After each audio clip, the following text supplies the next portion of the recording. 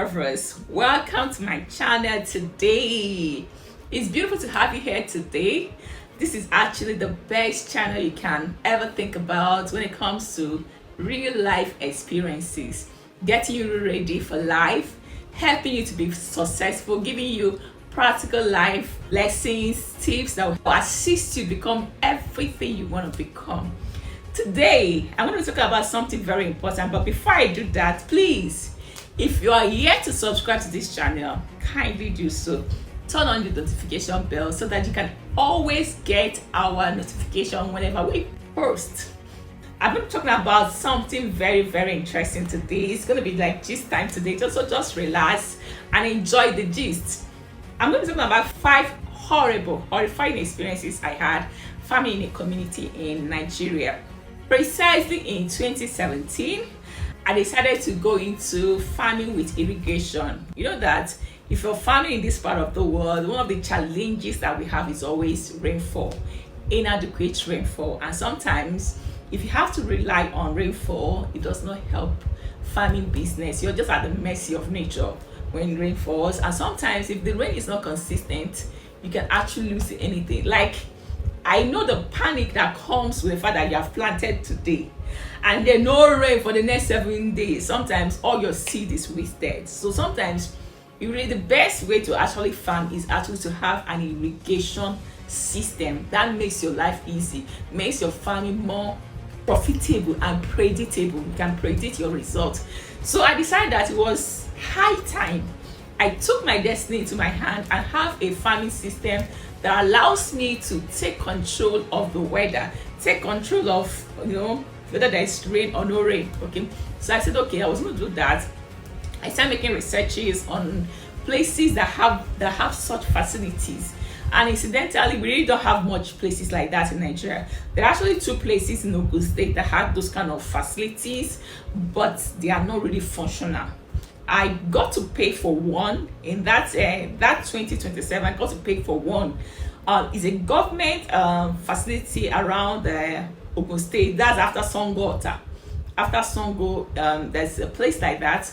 There's a government settlement for farmers that they had. But the truth of the matter is that place sometimes is mostly oversubscribed and overused, and because of it is most times overused, you don't really get good farming results like that.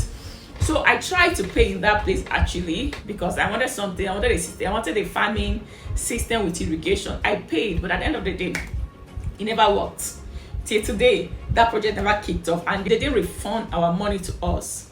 So I decided to look for another place, and incidentally, someone told me of a place, same in Ogun State, but that's around Ofada. This time around, this one is around Ofada, a community after Ofada. Some of us, Ofada rice, we eat Ofada rice. So that Ofada, Gongong, there's a community after Ofada that they told me about that have such system. It's also, they have something like a government farming settlement with irrigation system, but unfortunately, those irrigation system wasn't working as of that time. But the person told me that I could explore that place. So I went there, and incidentally, I saw a farm that has a river just behind it. Not a river, actually a stream, just like 400 to 500 meters behind it. So they took me to that place, and I was like, I liked it. I was like, this is what I want. At least I can actually build my own irrigation system. All I needed to buy is just buy the irrigation system and then a sprinkler, and also get my pumping machines and everything, and my generator. So I talked to the elders in that place. They were farmers. I spoke with them. They took me to a farming place that had some space, about 3 hectares of land. So I was like, okay, it's good. Let me start with that 3 hectares of land, because actually putting an irrigation system is not that cheap. Okay, so you just have to be able to count your costs, but it was quite an expensive venture. So I said, okay, I will have to do 3 hectares of land. We negotiated. I liked the place. It was nice. It was not far from my house, and the beautiful part of it that the farm itself is not far from where people are. So if I can actually drive into the farm, unlike my other farm that it was difficult driving into the farm with my car. So this one I could actually drive into the farm with my car. I really liked the place. I said, okay, to take the place, take that farm. I took the farm and I said I was coming to pay. The day I came to pay, I decided to come with my boss, and then the driver drove me to the place. I actually just bought that bus for farming purposes. I just bought it like that same month I saw that place. Yes, it was not a brand new bus. It was not even Tukumbo. It was a Nigerian used bus. But then it was in good condition because I had to take a mechanic to the car dealer to check it. They checked everything. Everything was fine. The car was perfect, and I'd actually used that car before to carry things from my farm before I decided to buy it from the owner. My first terrible experience in that place was taking that car to that place. Even I took that my boss to that community to make that payment. On my way back to Lagos, we got to a point, the car stopped and the car refused to move. We did everything, the driver did everything, tried to change it, did different things. The car could not move. We had to tow the car back to my house. For the next 4 months, I was working on that car. I called over because he couldn't move from my house, so the mechanic always had to come to my house to fix it. I called over 10 mechanics. They couldn't fix that car. It was like, what is this? It was terrible. They'll fix this one and that one will develop. You fix it today, tomorrow you want to move it will not move again. That was like that experience with that car. The car became a write-off after going to that place. So I didn't decode, but I just felt like I bought a bad car. I told the person that sold the car to me that he sold me a bad car. I was really angry with him. I felt very bad and I was hot. But then I also thought about it. I've done several business with this guy. Most of my cars I've used, I bought them from him. So he has always given me the best cars actually. So I was like, what really happened? He was also surprised that the car wasn't working again. At the end of the day, I had to just sell off the car at any price. I just sold it off at any price because I couldn't use it. That was the first horrible experience I had in that place. Then the second horrible experience I had in that place was after installing my irrigation. By the time I got to the place, we cleared the land, we cleared it, we did everything. We now installed my irrigation listing and planted. Fast forward 1 month after planting, I came to my farm one day and discovered that all my irrigation materials has been removed from the farm. They were actually cut, sprinklers, they cut everything, then carried it with my pumping machine, my generators, everything was moved from the farm. I was confused. I didn't know what was happening. I had to ask questions. I called my staff. Incidentally, my first staff, they also just came and they saw the scene like that. So they didn't know who did it. We started asking questions and they told us that it was the Oba that instructed his boys to go to my farm and seize everything there. I was, why? What did we do? They said I should go and meet the Oba. I went there to meet the Oba. When I got there, he said that I'm using a farm without paying for it. I said, I don't understand. He said, first of all, I didn't come to greet him, and then I'm using a farm that I didn't pay for. I was like, how? I paid for that farm complete. Okay, so he was like, who did I pay to? I told him who I paid to, that I paid complete money to the guy. He was like, that guy, he's always like that. I was like, okay, even if he did not pay to you, it's not to have called me first. Okay, summon me and say, come, you are staying in this place, you have not paid. Why have you not paid? And then give me time. Say, okay, you have 10 days notice to leave the place, 7 days, 2 days. Then I can come and explain what happened. So just coming to my farm and destroying everything after I spent millions inside this place. It was like a very painful experience. I felt the hatred. For me, it was not just because the land was not paid for, because how much was the rent? 20,000 naira per hectare. For 3 hectares, that's like 60,000 naira.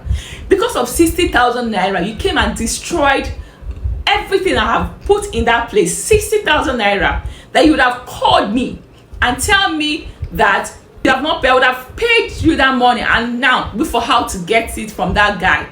And how much is the Oba's money? I think about 40% of that money is his own, like 24,000 naira. So is it because of 24,000 naira you came and, uninstalled all my irrigation, cut them out, use, I don't know, I think they used knife or scissors to cut everything and carried it.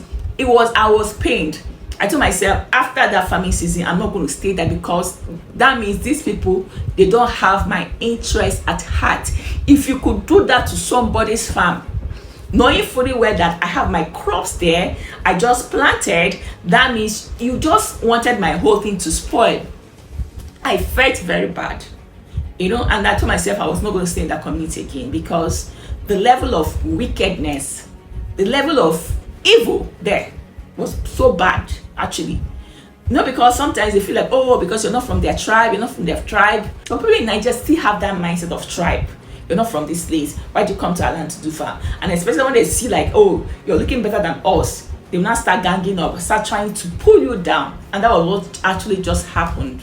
So I felt very bad about it. But then I'd already planted, so I had to just try and finish up the project I've started there. So the third horrible experience I had there was, I noticed that they became diabolical. My staff they were always falling sick every now and then, always sick. This one fall sick, we rush to the hospital. It was like from one sickness to another, one sickness to another. My two staffs, they were falling sick at different points, always. And I didn't understand what was going on. Seriously, I didn't understand what was going on. I didn't think that it was anything spiritual, because I've not had such experience. So those things didn't even come to my mind at all. But I started also having my own personal experiences. I noticed that I started having fainting attacks. Okay, I'll be walking. Next minute, I'll just see myself on the ground.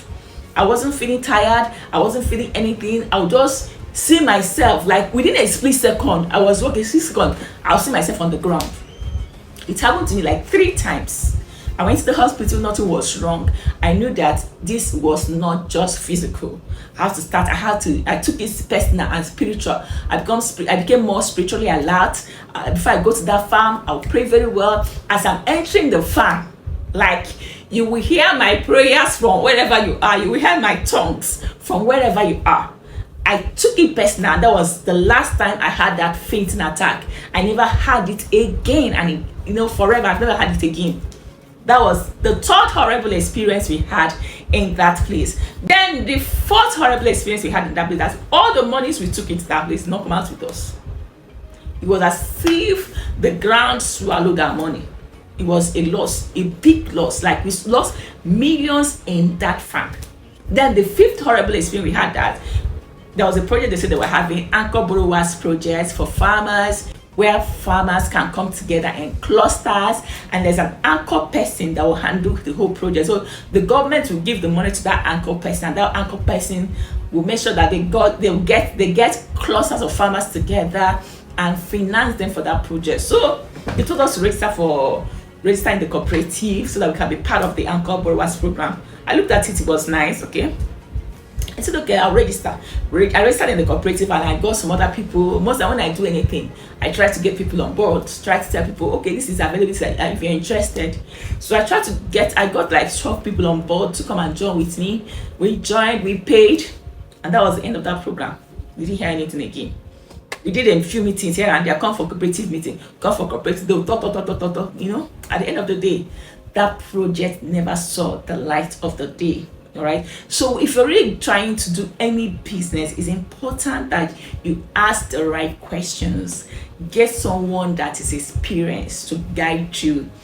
You don't have all the time to make all the mistakes, like losing millions. Okay, if you have a consultant that will guide you, it will save you the loss and the stress. Imagine if I had even lost one of my staff members, because they were falling sick. What if they died? What if because someone had to confess to us? One of the villagers came one day and told my staff that you and your guys should leave this place because these people, they don't want you here. They have gone diabolical. They came and destroyed your farm and thought, oh, by the time the people will leave. When you did not leave, they then went diabolical, started doing juju, started doing this thing to make sure that they get you out of the land. And what did we do to them? Nothing. We were using them as our laborers. We are paying the laborers good money. We bought most of the things from them. Some people are just evil. I'm telling you, some communities are evil. They don't want progress. When they see that you are liked, they try to dim your light, they try to destroy that person, and that was what they were trying to do in that community. So it's important, if you're trying to get involved in any business, any family business, any community that you don't know very well, then ask the right question. Get a consultant that will help you.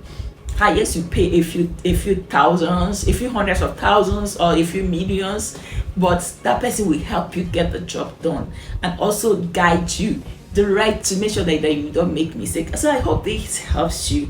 If you want to go into farming in any community, ask the right question, get to know if those communities are friendly. I've done farming business in some communities that were really, really very friendly. Get to know how friendly the community is. Get to know different things, ask questions so that you don't enter into the wrong place. I hope this helps you. So this is Journey to 50. I hope you enjoyed this session. If you have not subscribed, kindly do so. Subscribe so that you can be part of this family. So cheers to winning life. See you next time.